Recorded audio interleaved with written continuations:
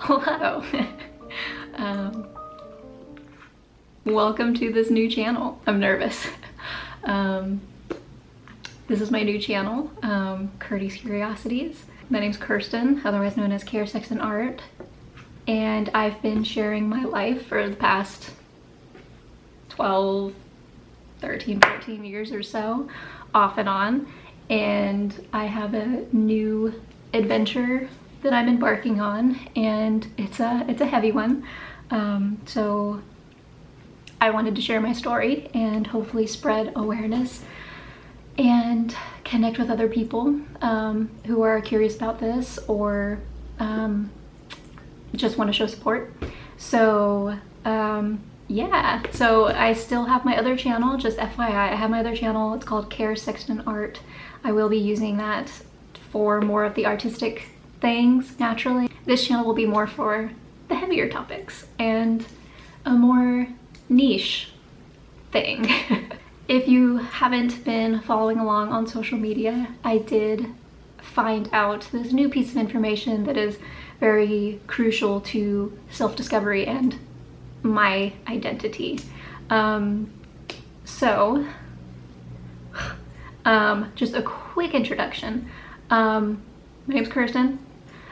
I am 32 years old. I'm originally from California. I'm living in this woodsy suburb of Washington with my husband and our cat Sealy. I recently found out why life is a little bit harder for me, and that is what this video is about. So as you can see from the title, I was recently diagnosed as autistic with a little splash of ADHD, and it's about 3 weeks in post-diagnosis, and I wasn't ready to talk about it because I was still trying to make sense of it, and I would like to open it up and share the beginning of this story. To not get too deep in it, because I do want to make further videos where I can get more into detail. This will be strictly about just my journey thus far and basically how I'm feeling about it. So yeah. But thank you for watching. Thank you for coming over to this side of YouTube, this new channel, and following along and showing support. Everybody's been really nice and understanding about it, so I do very much appreciate that. So yeah, I am gonna share with you this little clip of receiving my diagnosis. It's one of the most vulnerable things I've ever shared on the internet, and I want to show it to help you understand that I'm feeling good about this diagnosis, and then I'll kind of explain why. So here we go. We kind of uncovered some of why, stuff is tricky. Good. And got a bit of good information that way. And I would lean towards, ASD level 1. Really? More the Asperger's side of things. I think you're a pretty highly sensitive person. Yeah. With a lot of eccentricities. But also, you have a lot of skills that a lot of people would probably say no. Yeah. So they're not seeing it. Yeah. But to me, kind of what you wrote about, what you described, Yeah. and all the history really tells the story more than anything to me. Yeah. I feel really relieved that you're seeing it. Validating. Yes. I just want an explanation, so I'm really relieved for you to say that.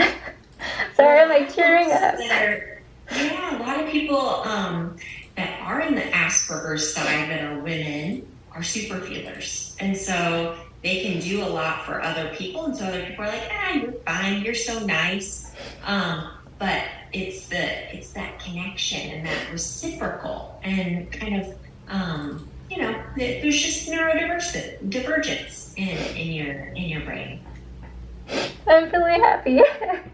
Yeah, good. Well, that's the point of all this, right? It's information, validation, hopefully, that you're not wrong, you are on purpose, you're just neurodiverse. And there's lots of people like you, and some have really, really serious impairments, and some have more mild, but it's still trickier to kind of live in a neurotypical world. Yeah.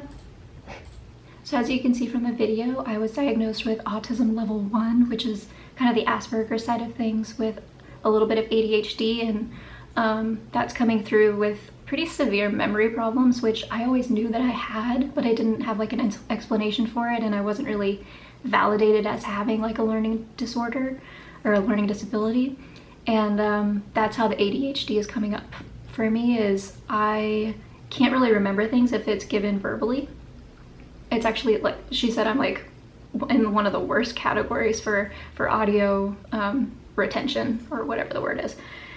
And my strengths are reading and spelling, which completely makes sense for me. Those are like English is something I've always like thrived in. My English teacher said, like, you have really deep thinking. You have a very unique way of thinking. Oh, I feel so unorganized right now.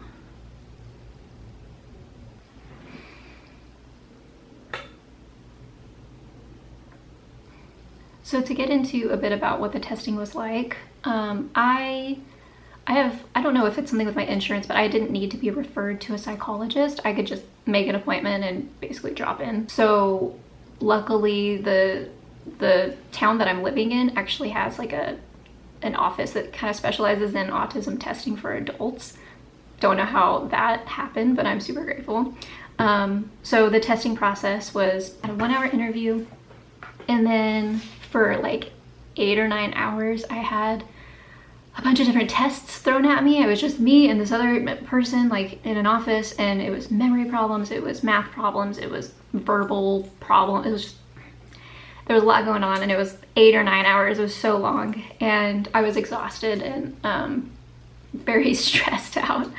And then a few weeks later, I got my diagnosis virtually through it was like a different psychologist who kind of took all the notes and formed this conclusion and then delivered the information to me, which I think worked out in my favor, because I can be passing as neurotypical. If you see me at first glance, you probably wouldn't think that I was autistic. So I think the fact that she just saw the tests and she saw the things I wrote about, the struggles in life that I faced, she didn't have that bias towards me. So receiving my diagnosis, as you can see from the video, like, I was very overwhelmed with emotion. There were positive emotions. I was feeling really happy and really relieved about it.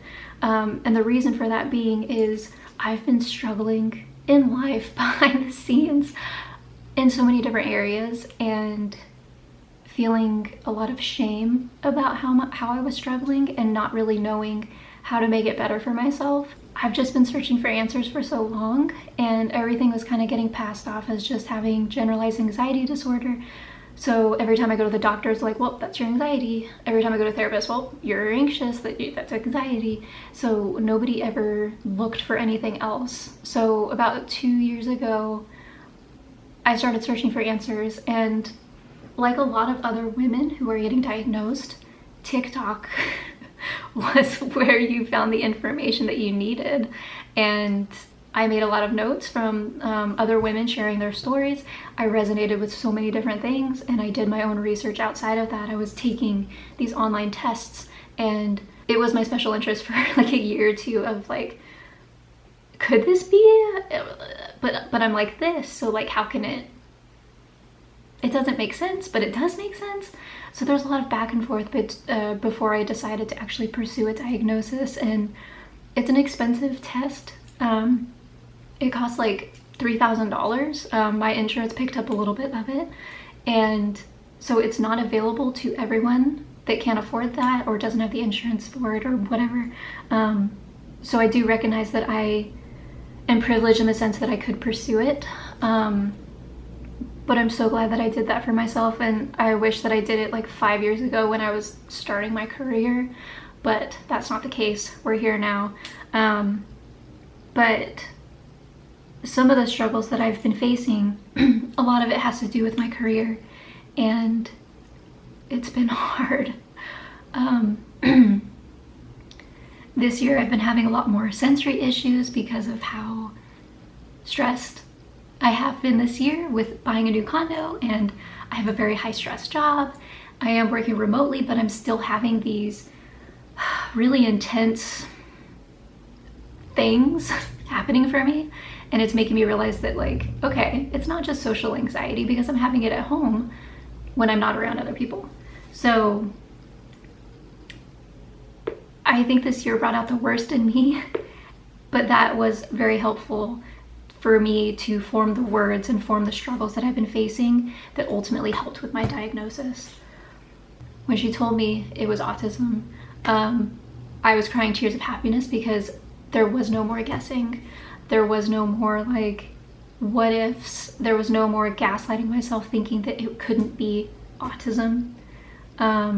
It was just this intense amount of relief, and now I have like a clear direction of like how to help myself, how to accommodate myself. I'm now gonna have a community to bounce ideas back and forth with and learn from, and it's just a really good feeling to know that it's not just you struggling. There's a reason for it, there's a name for it, and now you can learn to make it better for yourself.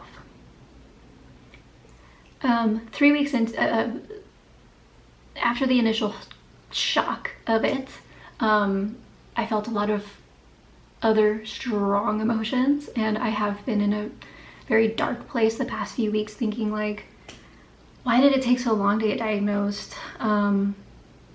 How doctors and therapists really didn't listen to me when I told them there was something going on. Rage for how I was mistreated by other people in the past, and the things I've had to endure that I shouldn't have had to fucking deal with. There's a lot of rage there, and I'm looking forward to therapy to get through some of that anger. But ultimately, what I'm feeling is relief and happiness, and I'm excited to share my story. I hope that other people can also learn about themselves potentially, and also learn to be more empathetic towards other people, because you don't know what they're dealing with. And yeah, so I'm looking forward to sharing my journey with you. If you have any questions, I would love to hear them. I do want to make this beneficial for the people who are taking the time to watch, and I'm really looking forward to this new journey of self-discovery and help others on the way. Follow me on social media if you really want to follow along on all the aspects of this, and thank you for watching, and thanks for hanging in there with me through all the life weirdness that I'm going through. Yeah,